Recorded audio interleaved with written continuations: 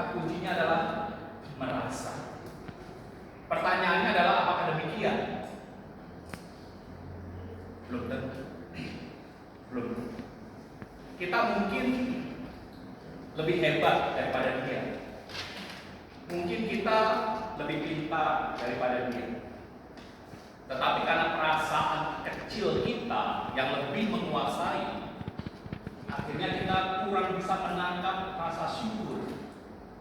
Kita kurang bisa menangkap kelebihan-kelebihan kita. Sehingga lalu kita merasa orang lainlah yang lebih hebat ketimbang kita. Dampaknya adalah muncul yang namanya iri. Yusuf itu sampai ke Mesir dijual oleh saudara-saudaranya. Itu karena mereka iri hati lantaran ayahnya Israel atau sebelumnya adalah Yakub itu lebih senang, lebih sayang dengan Yusuf, hingga lalu muncul iri hati. Makanya iri hati itu harus diwaspadai.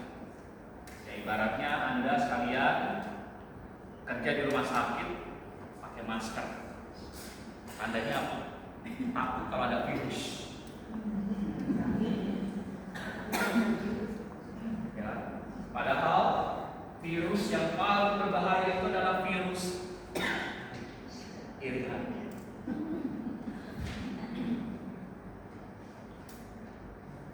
Karena dari iri hati itu sederhana, tetapi lalu dampaknya itu luar biasa.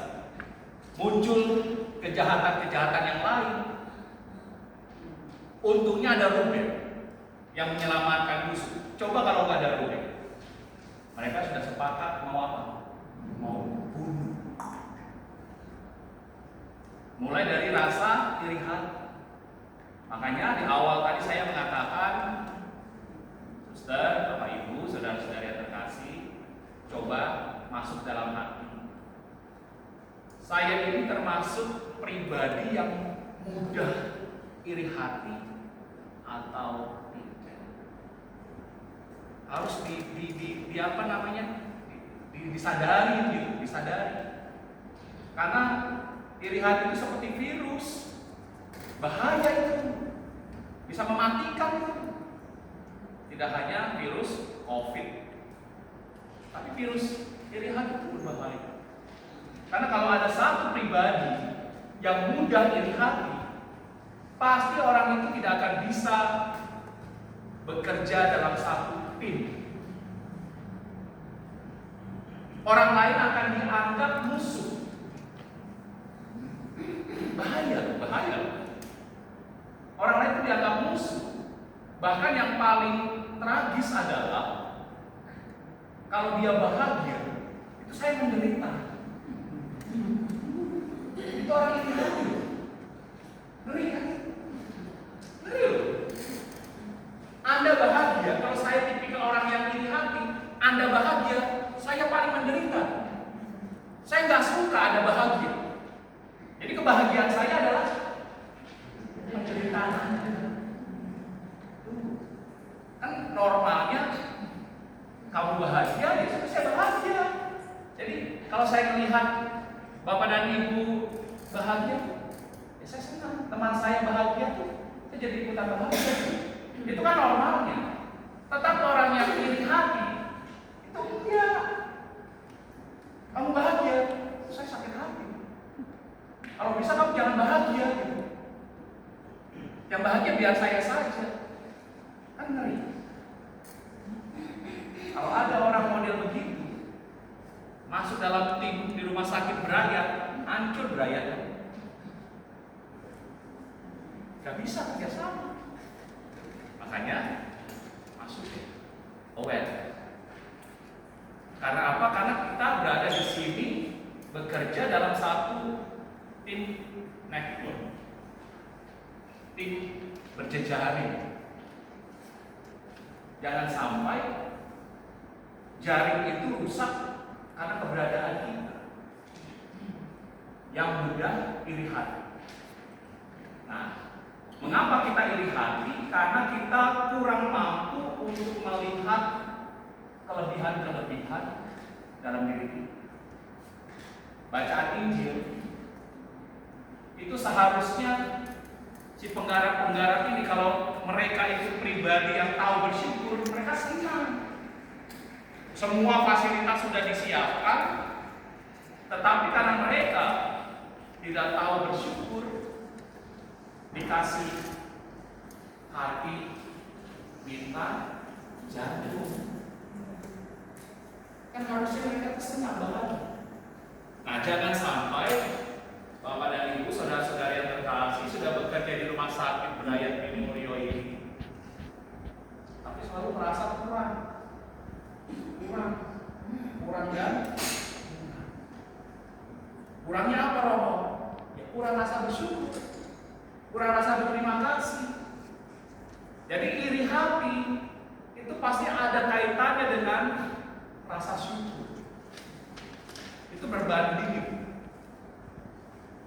Kalau kita mudah untuk bersyukur, maka kita akan dijauhkan dari sebuah sikap yang namanya iri hati. Tapi kalau kita tidak bisa bersyukur, pasti orang itu akan mudah untuk iri hati. Tidak bisa melihat bahwa saya pun dicintai oleh Tuhan. Kita selalu melihat pribadi diri kita sendiri itu selalu negatif, lalu kecil. Maka pada perayaan misa Jumat pertama bulan Maret ini, apalagi menyongsong nanti pekan suci, jangan sampai kita pun jadi seperti kebanyakan orang di zaman Yesus itu, mudah terombang-ambing. Awalnya mengeluh-elukan, Hosana, Putra Daud, terpujilah Engkau. Lalu dipengaruhi, langsung berubah. Yang tadinya Hosana, Hosana, berubah menjadi salibkan dia. Salibkan dia, salibkan dia. Orang yang tidak punya prinsip. Mari, teman-teman, poinnya jelas. Bersyukurlah sudah diberikan kepercayaan oleh Tuhan bekerja di rumah sakit ini. Telusurilah rasa syukur itu dengan pemberian diri yang total. Gak usah selalu melihat rumput tetangga. Ya, rumput tetangga itu pasti hijau, pastilah. Aduh, kalau saya misalnya kerjanya di Bethesda, aduh kalau saya kerjanya mungkin kalau di rumah sakit Pati-Rapi, cepat atau lambat melihatnya diri selalu negatif. Melihat diri negatif, akhirnya pun melihat orang lain juga akan negatif. Syukurilah apa yang kita miliki, berikanlah secara total supaya kita pun dimanapun selalu istilahnya melihat sesuatu yang positif. Teman di dalam satu unit pun sebagai rekan kerja, bukan sebagai musuh yang selalu menjatuhkan dan ingin kita jatuhkan. Kemudian kepada Bapa dan Putra dan Roh Kudus, sekarang sampai sekarang.